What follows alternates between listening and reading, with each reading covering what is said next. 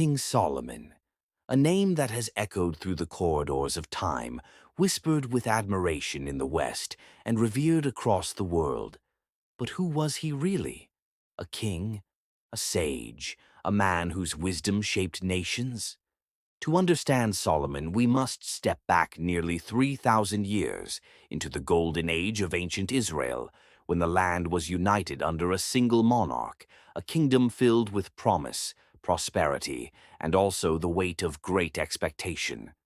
Solomon was born as the son of King David and Bathsheba, a prince destined for the throne.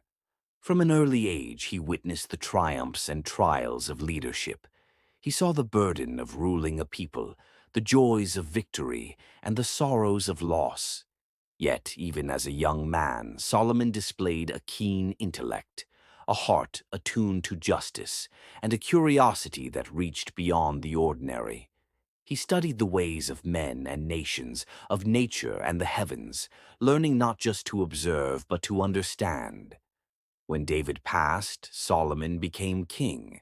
The challenges were immense. Rivals threatened the throne, neighboring kingdoms watched with suspicion, and the people longed for a ruler who could lead them with both strength and fairness. It was in this moment of uncertainty that Solomon made a choice that would define his life.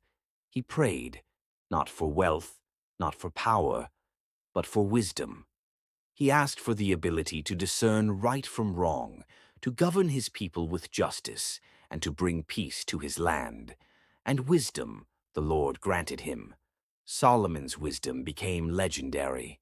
Tales of his judgments spread far and wide. Perhaps the most famous story is of two women, both claiming to be the mother of the same child. In a quiet courtroom, Solomon proposed to divide the child in two. The true mother immediately offered to give up her claim, revealing the heart that only wisdom could discern. But his insight extended beyond law. Solomon pondered the natural world, the cycles of life, the mysteries of the universe. He composed songs and proverbs that distilled human experience into timeless truths. His words reflected not just knowledge, but understanding, the kind that touches the soul. Solomon's reign was marked not only by wisdom, but by vision.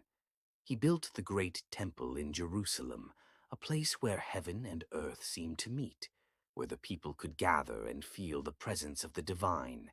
Every stone, every column, every altar spoke of intention, devotion, and reverence.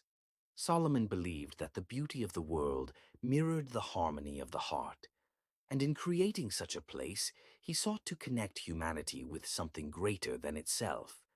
Yet even a wise king is human. Solomon faced the weight of desires, temptations, and alliances that tested his character. He had wealth, power, and fame, yet he often reminded himself and his people that true greatness lies not in possessions, but in virtue, understanding, and the pursuit of wisdom.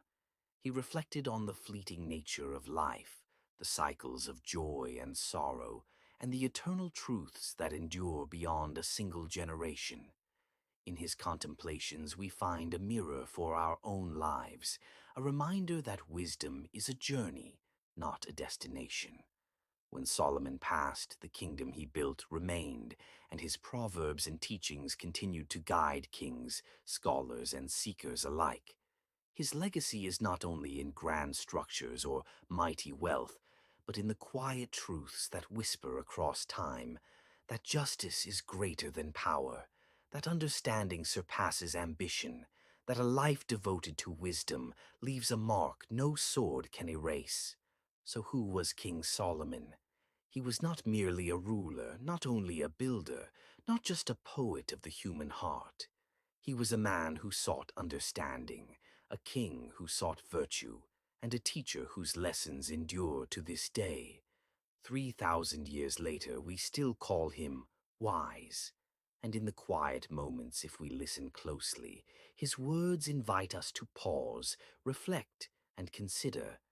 How can we live with discernment, fairness, and a heart attuned to the eternal? King Solomon reminds us that wisdom, once sought and cherished, becomes a light that guides generations and perhaps guides our own steps even now.